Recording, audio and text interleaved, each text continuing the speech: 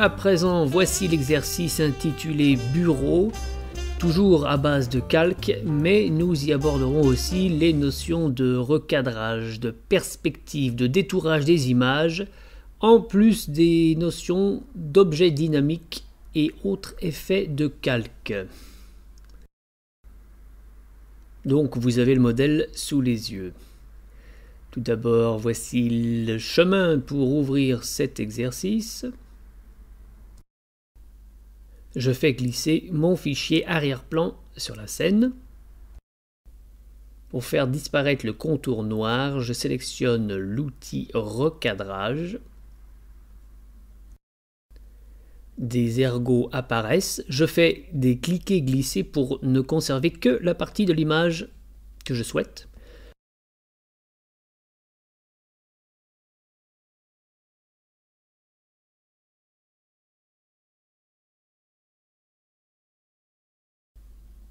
Et je valide.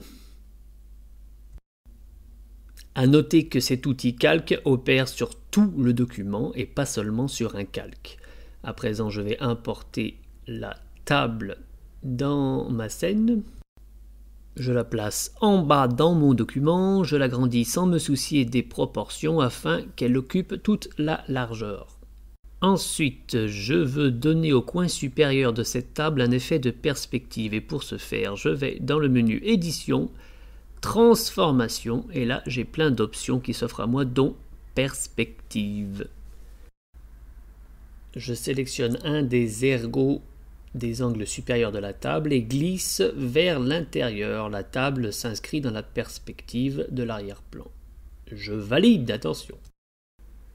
En activant l'outil flèche, je redimensionne ma table dans sa hauteur.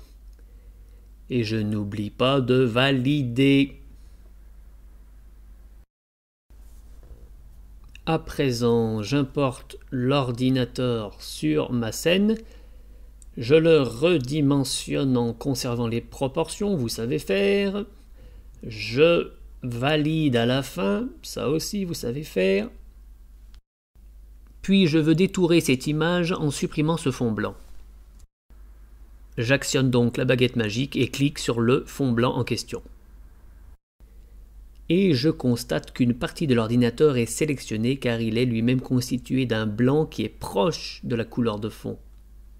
Il va me falloir donc jouer sur les options de l'outil baguette et notamment la tolérance. Plus le chiffre est bas, plus la baguette est précise dans la différenciation des nuances de couleurs.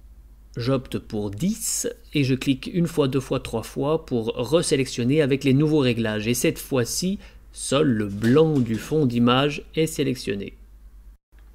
Touche Supr ou Retour pour supprimer la couleur de fond. Et là, un message apparaît. Le message nous indique qu'il est impossible de modifier un objet dynamique. Et un objet dynamique, c'est le fichier contenu dans un calque dont Photoshop va conserver la qualité d'origine. Au moyen d'un clic droit sur le calque, on va devoir pixeliser le calque pour le modifier. Dorénavant, on fera ce qu'on veut de ce calque. Touche Supr ou Retour pour enlever le fond blanc. Et on désélectionne.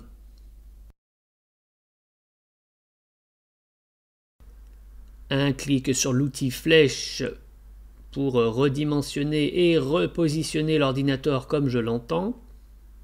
Je n'oublie pas de valider à la fin de chacune de ces opérations.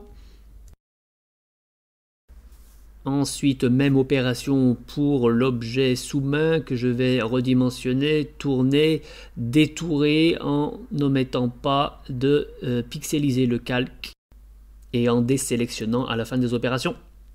Voilà, j'en profite pour importer un ou deux objets et je veux à présent rajouter une ombre portée à mon sous-main. Menu calque, option de style, endroit stratégique quand on veut modifier un calque avec les biseautages et différents types d'ombres. Je choisis ombre portée. J'en profite pour zoomer en maintenant la touche Alt appuyée et en utilisant la molette de la souris, touche espace pour me déplacer dans l'image. Vous voyez l'ombre le long du sous-main. Je règle les paramètres de mon ombre avec la distance, la taille pour diffuser plus ou moins l'ombre et l'opacité pour qu'elle soit plus ou moins sombre.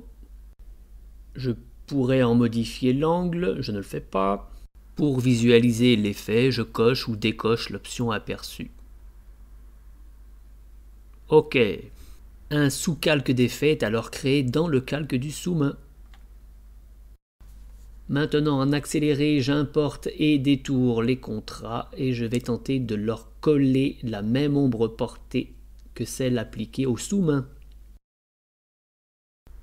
J'en profite pour créer un petit effet de perspective en allant chercher dans Édition, Transformation, Perspective.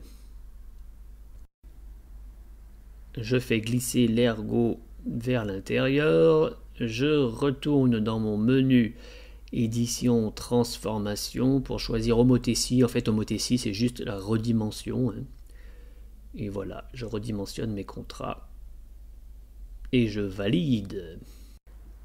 Pour copier l'effet d'un calque sur un autre, un clic droit sur mon sous-calque.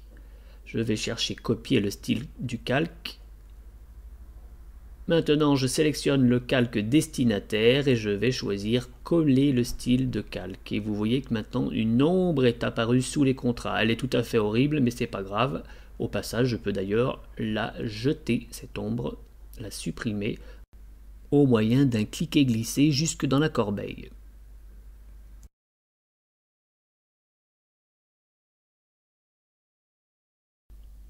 Pour rajouter un peu de réalisme à la scène, je vais vouloir jouer sur l'opacité de l'arrière-plan et pour ce faire, il va falloir que je le déverrouille. Double-clic sur le calque de l'arrière-plan pour déverrouiller. Et ensuite, je vais jouer avec le curseur en allant sur la gauche pour éclaircir un peu la présence de l'image de fond. On voit apparaître le fameux damier qui symbolise la transparence. Bien sûr, il n'apparaîtra pas à l'impression. Si je veux enregistrer ce document, je vais aller chercher Fichier enregistrer sous. Je peux, le cas échéant, changer le nom du document. Par défaut, le format proposé est le format Photoshop, PSD, donc avec tous les calques du document, c'est la matrice. Si vous optez pour le format JPEG, vous aurez au contraire une image aplatie sans plus de calque. J'enregistre. Avec le curseur, vous décidez du taux de compression de l'image. Plus vous allez à gauche, plus l'image est médiocre. Plus vous allez à droite, meilleure elle est. Et je valide.